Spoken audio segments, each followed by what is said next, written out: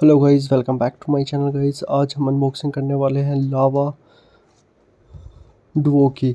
Guys ये एक 5G phone है एंड इसमें सेगमेंट फर्स्ट आपकी सेकंड डिस्प्ले भी मिल जाती है जो इसके पीछे है। उससे आप नोटिफिकेशन कॉल वगैरह या व्हाट्सएप पे मैसेज जो भी आपको कर रहा है वो देख सकते हो। तो वो आपको 1.46 इंचज़ की मिलती है और वो एक यहाँ पे आपको सुपर एमोलेड डिस्प्ले मिल जाती है। इसमें आपको 6.67 इंचज़ की फ्रंट डिस्प्ले मिलती है जिसमें आपको इन डिस्प्ले फिंगरप्रिंट मिलता है गाइज़। काफ़ी ज़्यादा स्मूथ फ़ोन है। 2 वेरिएंट्स में आता है, 6 120 और 8 128 GB में और का फ़ोन है। और लावा की तरफ से भाई ये फ़ोन बहुत ही ज़्यादा अच्छा है डुओ।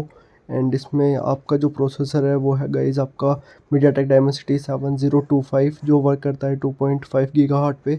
एक ऑक्टा कोर प्रोसेसर है। अगर मैं इसके कैमरे की बात करूँ गाइज़ तो इसमें आपको बैक कैमरा 64 मेगापिक्सल का मिलता है। 2 MP का एक कैमरा मिलता है सपोर्ट के लिए और जो फ्रंट कैमरा है गाइज़ वो 16 MP का है।